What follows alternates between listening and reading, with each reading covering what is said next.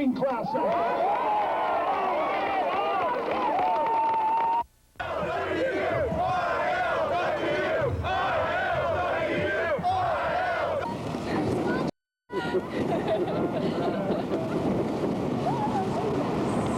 Who do you attribute it to? What do I attribute it to? I think I attribute it to the worker action, high level of activism among the workers, and a huge amount of support within the community from groups like Jobs with Justice, who came out to a bunch of rallies, showed up, gave lots of physical support and turning out for rallies and moral support to workers. And I really think the pressure that, the workers' movement and Jobs with Justice and their supporters just weren't going away. So I think they realized it was time to negotiate. Do you think the threat of a boycott? Yes, I definitely think the threat of a boycott was one of the factors. It seems interesting to me. There was a workers' rights board about 2 months ago where community leaders got together and heard stories from Powells workers about what it's like to work in the store and the struggle they've faced. And I think that played a huge part in moving the corporate team also. And I think a looming boycott also moved them. A looming boycott right for the Christmas season. Right. Moved them too. There's a string of labor victories going on. Yeah, something's in the air. Yeah. A movement. A movement is in the air. Yes. Yeah, unions are kicking ass. Yeah, the TriMet handicapped lift, they just had a big victory too. Yeah. Oh my God. Yeah, they were having a contract shoved down their throat. Schwartz. Yes. Yeah. Eric gets $1 an hour. These are the Lyft drivers, you mean? Yeah, the drivers. Oh, they have a separate thing than the bus drivers. They're like contracted out. They work for a subcontractor, a labor contractor. They should get anything they want. My mother took the Lyft service the last few years of her life everywhere she went, and that's such a great thing. It's a good service, yeah. And those drivers are just wonderful people. Yeah. Well, what brought on the organizing of the union in the first place? Several things happened, and I think it was all timing that made the unionizing a successful one. One of the things, probably the main catalyst, is that they reorganized our jobs. In the past, section heads would have like a section that they took care of. They ordered for a section. Like, for example, I was a sports section head, so I ordered for sports. I got rid of the old books. I ordered what I wanted. I took care of it. I shelved it. I put, it was my section. I was autonomous, and I could run it the way I wanted to, and I took a lot of pride in it. What they decided to do, without consulting staff at all, and they claim it's because of business reasons, but they didn't consult us at all. They put us on teams. All of a sudden we all had to be on teams, and then we were shelving in sections that we were familiar with. We were dealing with books we had no clue how to deal with them. We couldn't help our customers. And it was horrible. It took a lot of pride, what we had, why we were at Powell's, our love of books. It took that out of the job. And we realized when you work at a bookstore, you're not going to make a lot of money. But what we loved is being around the books, and it took us away from our love of books. Then they coupled that with scrapping the compensation plan, which was a group of people, staff and managers, who decided what people were going to make. They scrapped that and said that they were going to give us a 0 to 3% cost of living raise based on merit. So if you were an amazing employee in the eyes of your manager, which that's another thing, either your manager goes to bat for you or they don't, you would get a whole whopping 3%, which it's funny when I've talked to customers about this, they've said, well, I got a 3% raise last year. And then I say, well, the average Powell's employee makes about $8.42 an hour. So that's what, 27 cents that they would get. And it's like, whoa, that's totally different. Yeah. So they took away our jobs. They took away what little money we were making. And people just got together and said enough. And we met in bars, and we met late at night at people's houses, because Powell's is open 365 days a year till 11 o'clock, so it was really hard to get people together. And we decided, what do we want to do about this? And we all realized we can all get other jobs that make more. But what we wanted to do was save Powells. We really love our jobs. And so we decided the best way to do it is unionize. And so we went union shopping, looked into a couple other unions, and then realized that the ILWU was a union for us. And we Why was that? It's they work on the docks. They do, but they have a unionized bookstore in San Francisco, and it's a very progressive, democratic union, probably the best union in my opinion. And probably the best thing, the best appeal was we were able to charter our own local. So that's why we decided to go with the ILWU. I want to know if everybody here feels the love.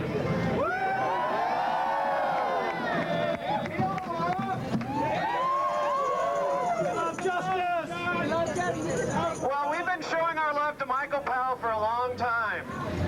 As you can see, we have a big building which our love helped build. Yes! He owns several buildings downtown which we funded with our love. And we want the ring. We want a union contract, and we want it now.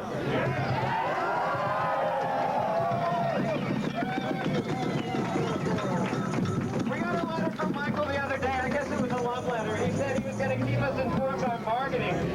I have yet to see him at the bargaining table. How does he know?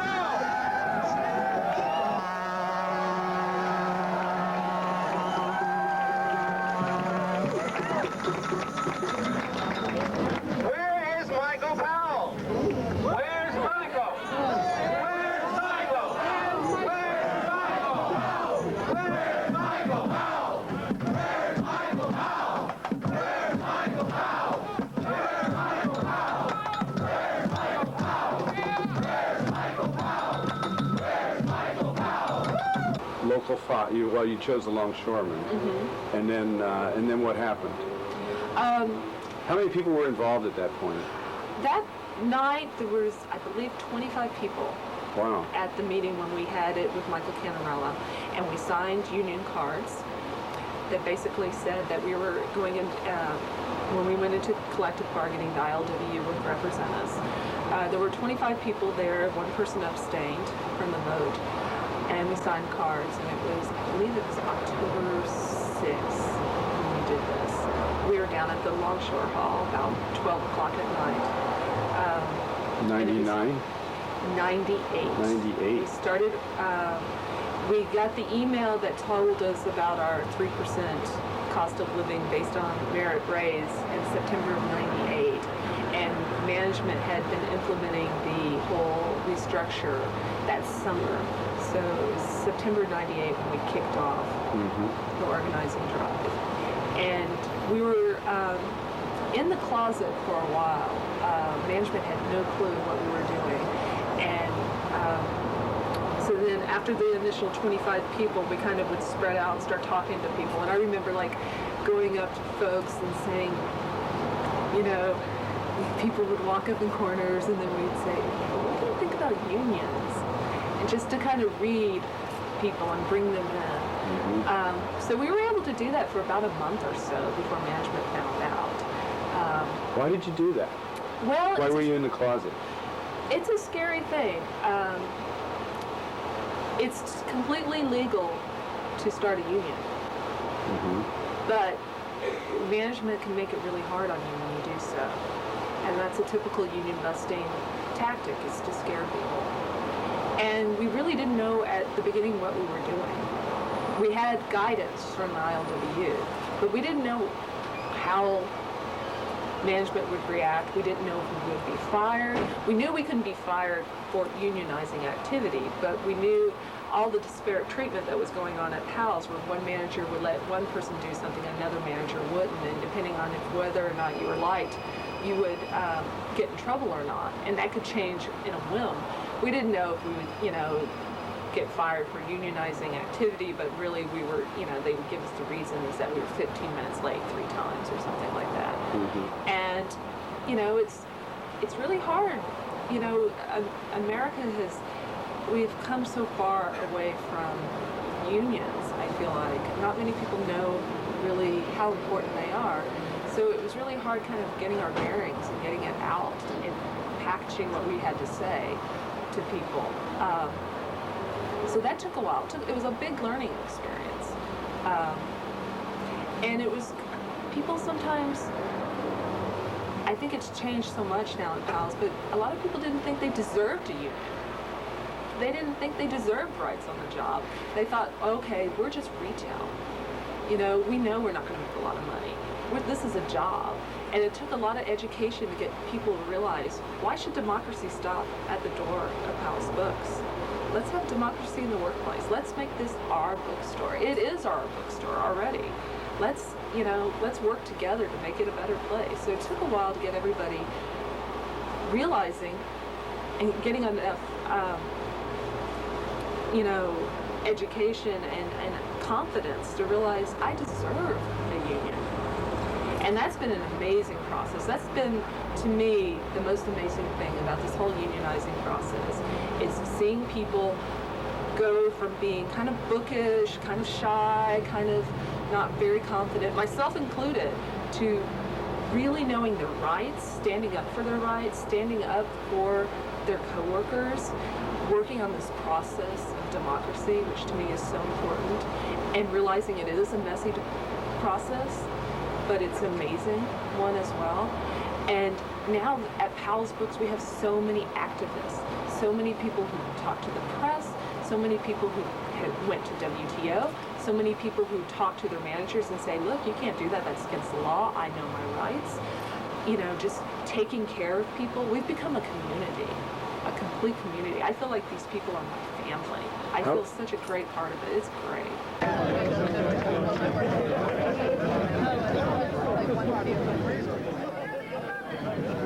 We are gathered here together in the sight of our fellow workers. Join vision in long-awaited significant event. Joining together of Michael Powells and Larry Longshore. Today's union.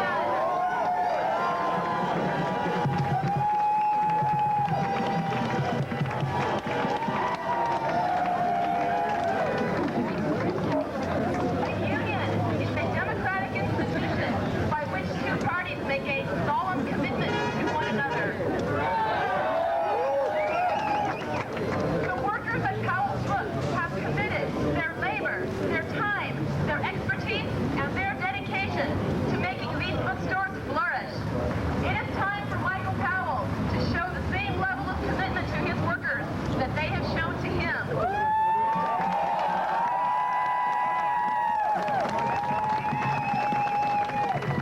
By providing for them with fair wages, benefits, and working conditions.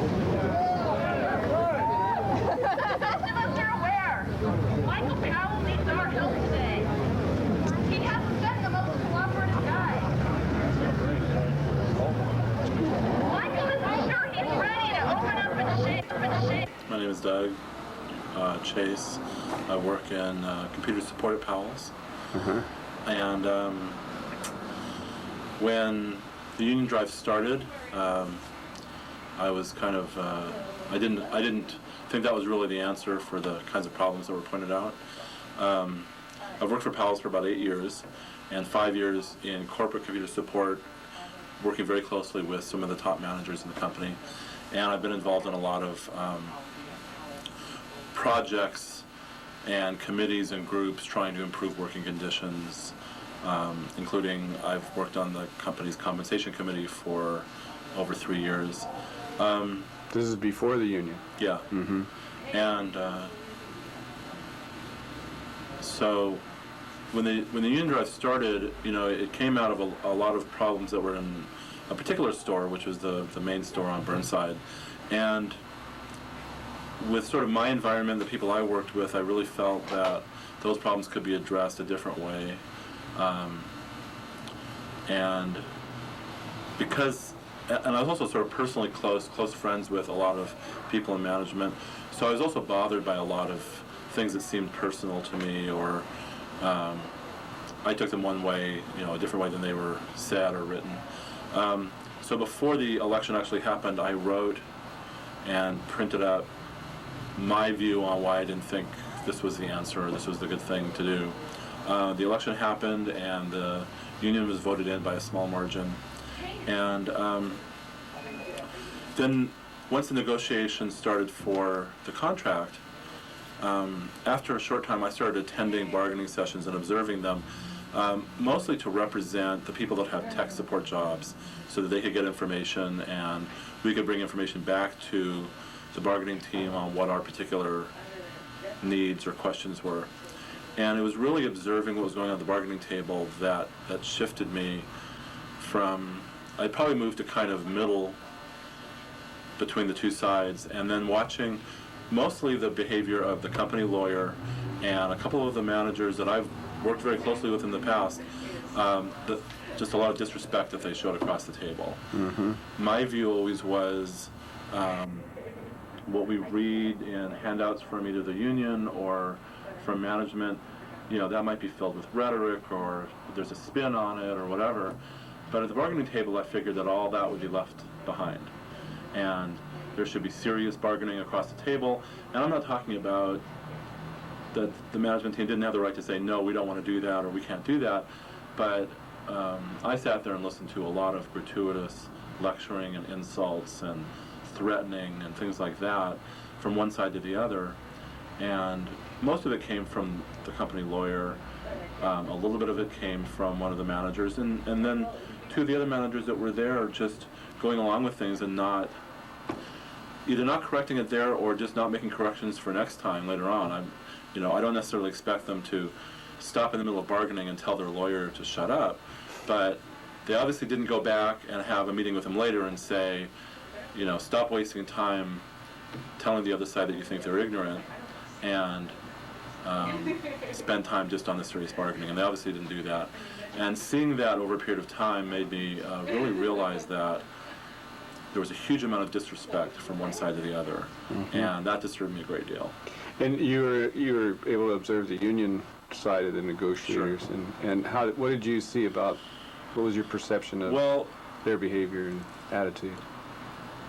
They were very restrained when a lot of this was going on, and then when we would break for a caucus, I stayed with the union bargaining team, and they would talk about the fact that there was this disrespect, but they would talk about, let's not respond to that, let's respond to let's try to move forward on the contract issue. And so, in my view, they realized how much disrespect was coming, but they were trying to get past that and just get to an agreement, mm-hmm. Which to me showed, a tremendous amount of, at least, the kind of respect you need to get somewhere from them to the other side. Maybe there wasn't respect for the misbehavior, but right. They didn't let it stop them from trying to deal seriously. Mm-hmm. So when I saw that, that just really disturbed me no end. I've worked with a couple of those managers that are on the management bargaining team on projects that really had at their core trying to bring respect to employees. So seeing them involved and participating in this, and whether it's participation by sort of silent assent or whatever, was very, very disturbing. And I sat there, this was several sessions, it wasn't just one or two, just thinking, this is wrong, this is really wrong what I'm watching, and I can't support that kind of thing. So I really had a shift over a period of several weeks, probably a 2 to 3 month period, of probably being very kind of non-committal in the middle to very strong support for what Local 5 is trying to do, and really understanding that, I really feel that the management side has been delaying to try to gain any advantage they can, and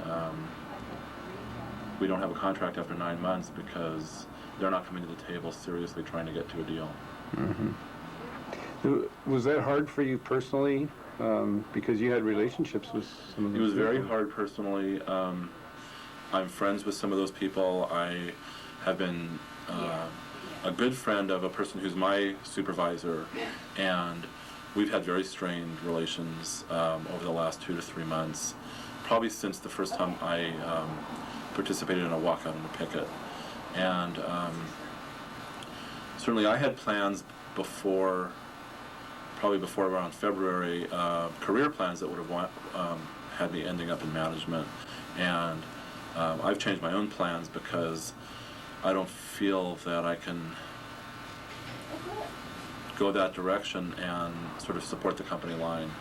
And I think if you go into management right now, it's a given that you're going to have to support the company line, at least publicly, whatever you feel privately.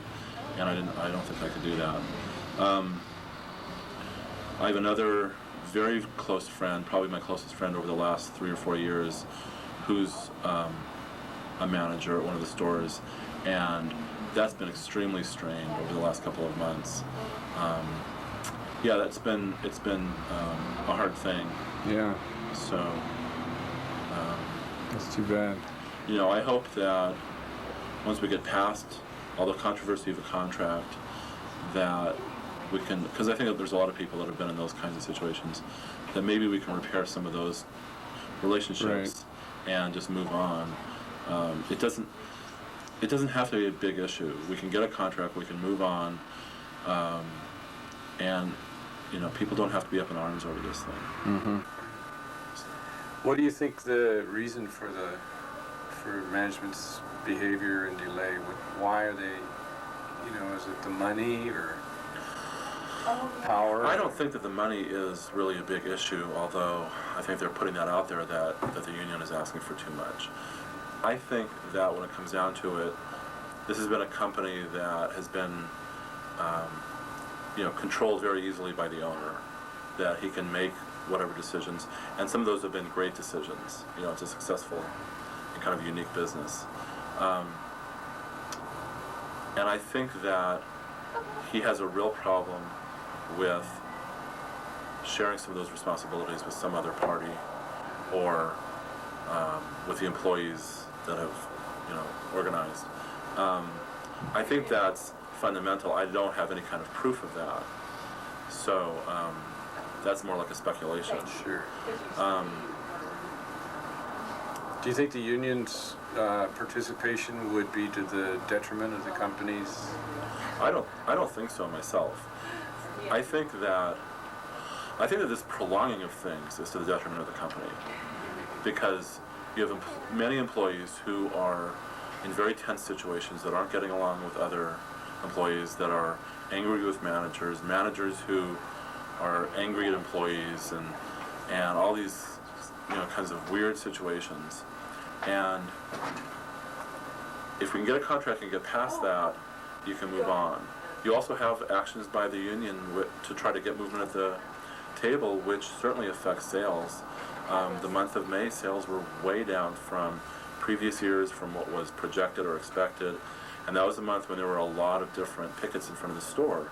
And so certainly, if the more you prolong this, the more there's going to be things that affect the success of the company. On the other hand, I think this is a very unique company that's in a good position to have great sales growth and profits and all those things, and it's not going to be having to pay your workers a little more money or staying the same on health care or anything like that that's going to make you less profitable. But by having a workforce that feels like they're being dealt with fairly, I think that you're going to just see incredible growth. I've already seen it, over a period of a number of years. And when sales went kind of flat, when the big chains moved into town, Borders and Barnes & Noble, and all it took was a little bit of sort of self-discipline.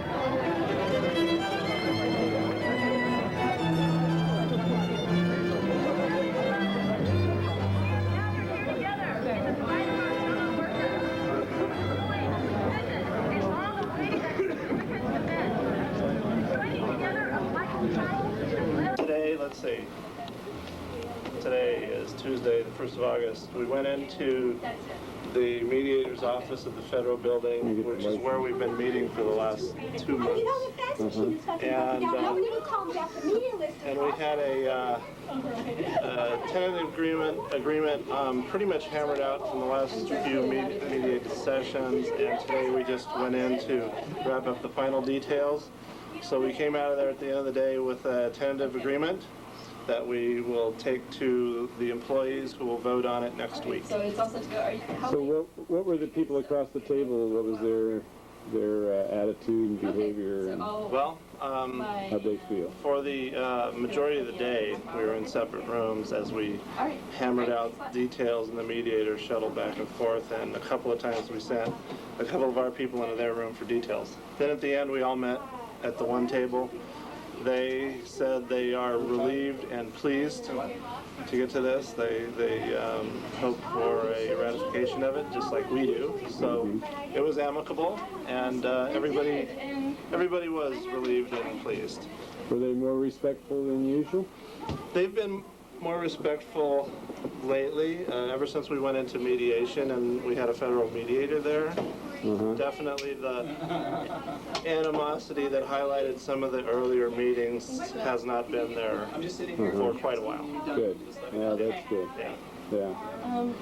Okay, thanks. Sure. What's your name? I'm Keith Brooks. I okay. work at the Hawthorne Store. Spells like it sounds. Yeah, K-E-I. A lot of people reverse it. Okay. And then Brooks. Okay. Two O's.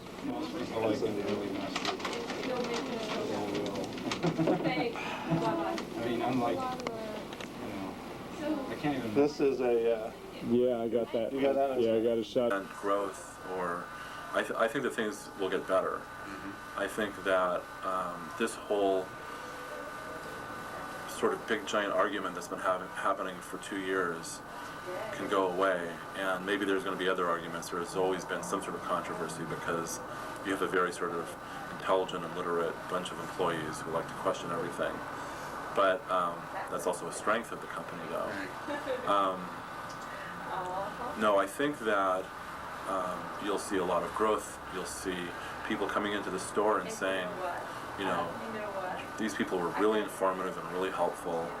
I think that many people will feel more satisfaction in their job and feel that I do have some sort of a voice here I'm listened to. I think that we kind of have a mixed history in Powells in the last 10 years of a lot of projects to try to improve working conditions, and then this sort of final say by the top managers when they didn't particularly like something to shoot something down. So a lot of things that have happened that have been helpful, and then there's the things that have hurt. And I don't see any reason why after the contract we can't continue to have a lot of worker and management groups that continue to make working conditions better or deal with perceived problems, things like that. There's a group at the Burnside store called the Customer Service Group that was formed probably 6 or 7 years ago when there was a lot of noise about you know, the surly customer service people you would get when you went to the Burnside store, or the New York attitude or whatever that you got when you went there. And this group formed and has worked continuously since then to improve customer service, and they're a very viable group right now. And that reputation for the most part has gone away, and went away pretty quickly once they really started focusing on that. There's no reason why things like that can't continue and can't keep happening. Right. The light that goes on. Is there anything else that you'd like to say? I think that to me the most important thing, what is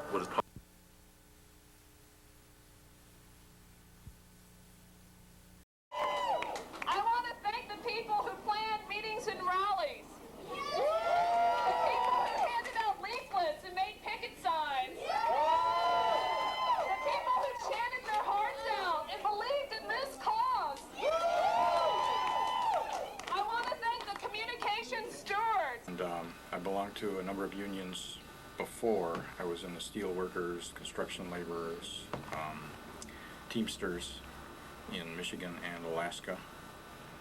And it was first, I was a little bit hesitant to join the union here because there'd been a failed union drive a few years ago, and I'd heard a lot of people had left after that and everything. So I waited to hear more about what was happening and the union that was involved, the ILWU, before I really signed. Y'all did so much work. I don't know if people realize how much work it takes to get a contract and how much work happens outside the bargaining table. This contract is because of y'all. And I want to thank the bargaining team.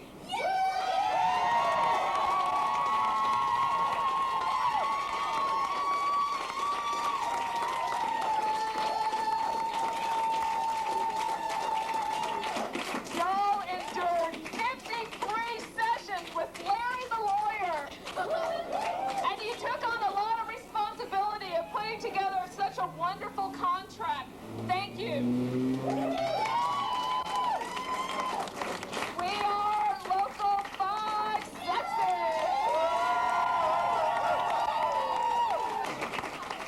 I want to introduce our first speaker, Jeff Hensley. He's a bargaining team member, and he's been a Powells worker for 16 years. Not only is he a good friend, he has an amazing mind for detail. He's going to tell you some of the many highlights of this contract.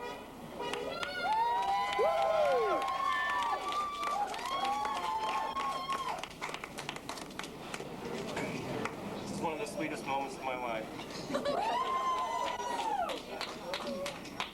This has been a long, hard struggle. In the 16 years I've worked for Powells, I've seen incredible changes, both good and bad. Our union organizing effort and subsequent hard work by so many people to win our first contract is most definitely a great change for the better for all at Powells. Among the good things we've gained by working together are 18% wage increases over the 3 years of our contract, meaningful improvements in our retirement benefits, including more equitable distribution of funds amongst our membership and quicker vesting in the plan. We secured better wellness care and held costs down for our hardworking membership. We preserved those aspects of the health care plan we like while improving vision coverage.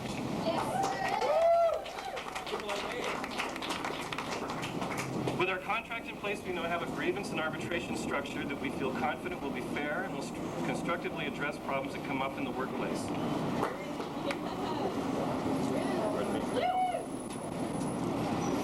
We have preserved one of the best aspects of Powell's culture and enhanced that culture by establishing a labor management committee.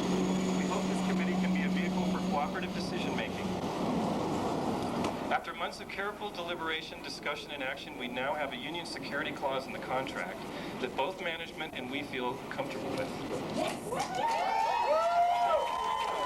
Thanks, everybody.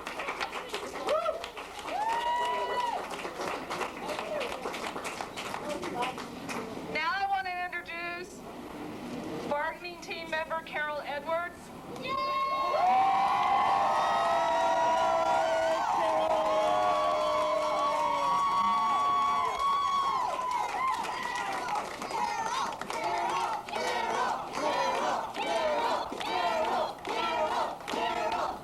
When I grow up, I want to be Carol Edwards. She's the perfect combination of being beautiful, brilliant, and a cat-loving badass. She will speak about the importance of having a union contract.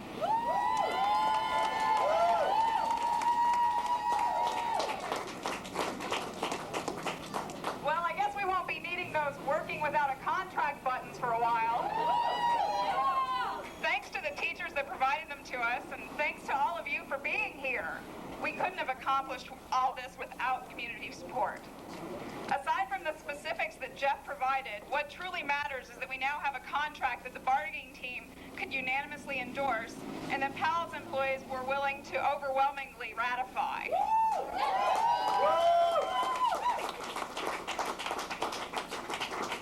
This contract is significant because it's a legally binding document.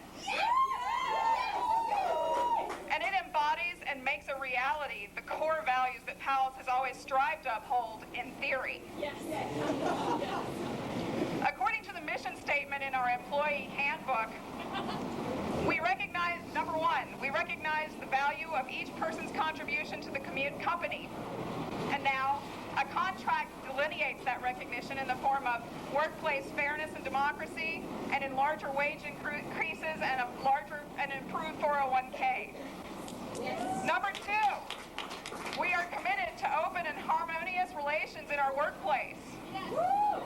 And now a contract ensures that those relations are indeed open, and a labor management committee will aid in keeping them harmonious. Number three, we are committed to ethical business practices with customers, vendors, and each other. And now a contract provides a grievance and arbitration process that will enforce those ethical practices. This has been an inspiring process. And a lot of times they apparently they don't even show up. They show up late. They haven't been able to cost out different proposals. Whereas we have people who can do it in a laptop right there, and they say you have to have days. And they show up. Oh, we didn't cost it out. It's like, oh, you had a week. Yeah. And they just haven't done it. Right. Mm-hmm. So it's become apparent they're just dragging it out. They're hoping that people will leave the store, union supporters will leave, or people will just give up. And although sometimes our spirits might seem to lag a little, we still keep pushing. We are gathered here together in the fight of our fellow workers. Points, visions, and long visions to this. Bringing together a Michael Powells and Larry Longshore.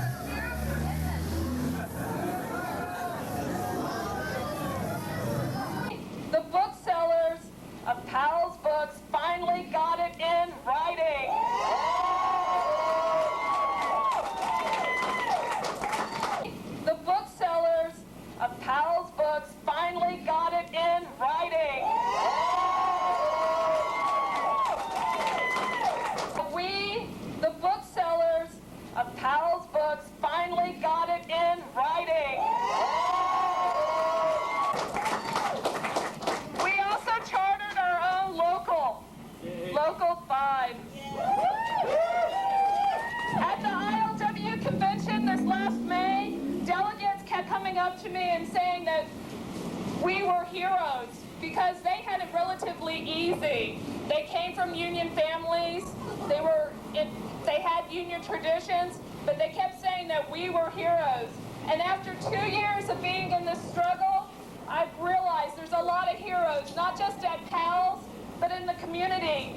We, the booksellers of Powell's Books, finally got it in writing.